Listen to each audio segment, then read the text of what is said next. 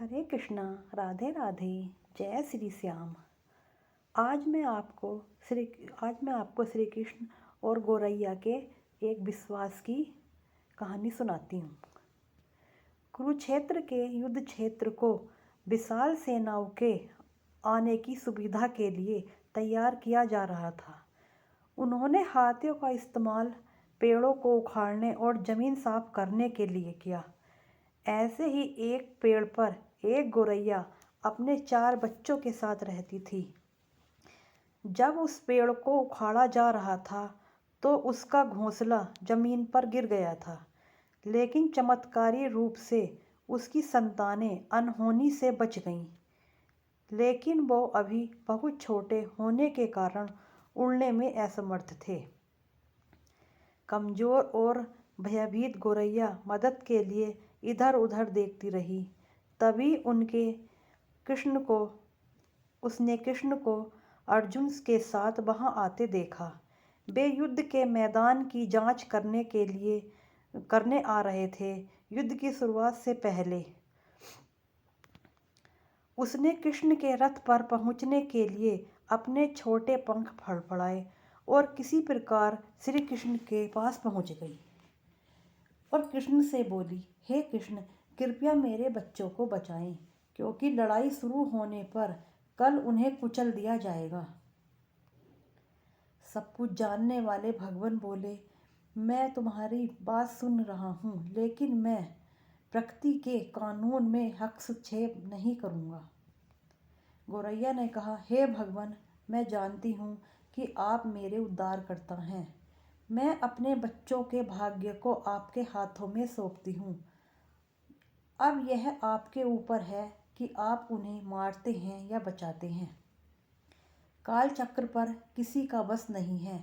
श्री कृष्ण ने एक साधारण व्यक्ति की तरह उससे बात की, जिसका मतलब था वहाँ ऐसा कुछ भी नहीं था जिसके बारे में वे कुछ भी नहीं कह सकते थे।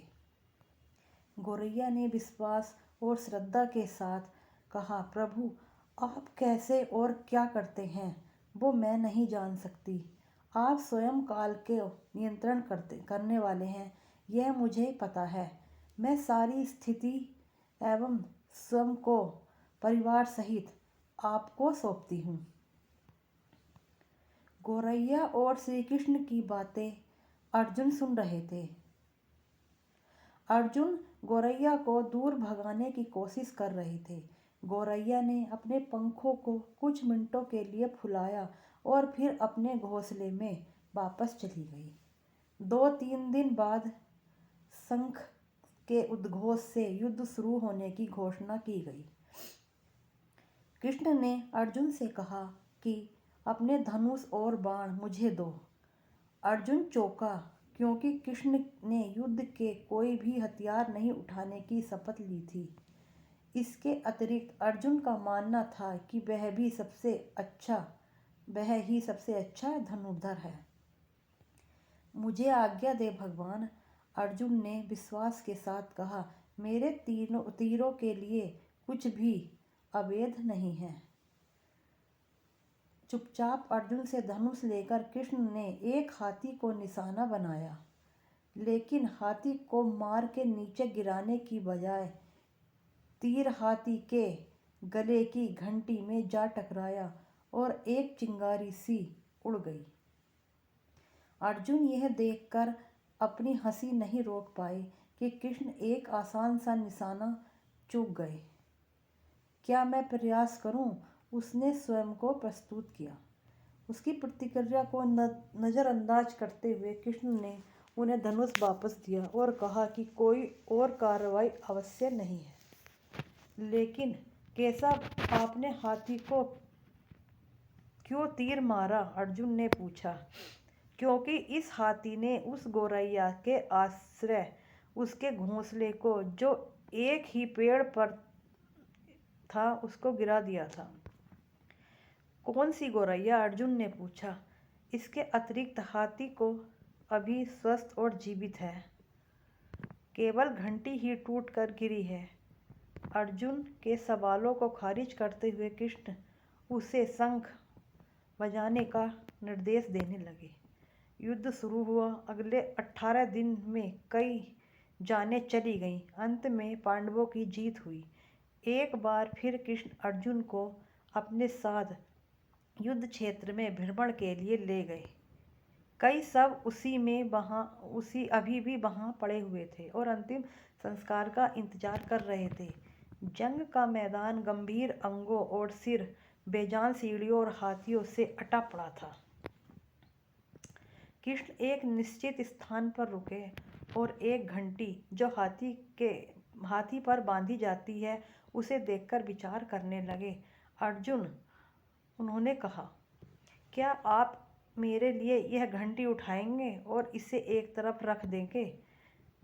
आज्ञा बिल्कुल ही आसान थी, परंतु अर्जुन समझ नहीं पा रहा था। आखिरकार विशाल मैदान में जहाँ बहुत सी अन्य चीज़ों को साफ करने की जरूरत थी, कृष्ण उसे घंटी हटाने के लिए क्यों कह रहे हैं? ऐसा वह कृष्ण की ओर देखकर सोचने लगे। हाँ, यह घंटी, कृष्ण ने दोहराया, यह वही घंटी है जो हाथी की गर्दन पर पड़ी थी, जिस पर मैंने तीर मारा था। अर्जुन बिना कुछ सवाल किए भारी घंटी उठाने के लिए नीचे झुके। जैसे ही उन्होंने इसे उठाया, उसकी हमेशा के लिए दुनिया बदल गई।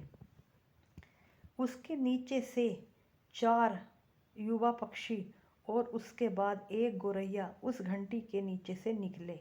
बाहर निकल के माँ और छोटे पक्षी कृष्ण के इर्द गिर्द मंडराने लगे एवं बड़े आनंद से उनकी परिक्रमा करने लगे। 18 दिन पहले काटी गई इस घंटी ने पूरे परिवार की रक्षा की थी।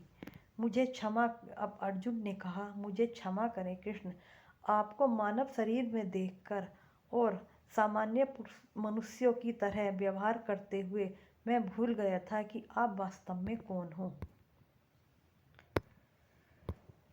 अगर आपको श्री कृष्ण और गोरैया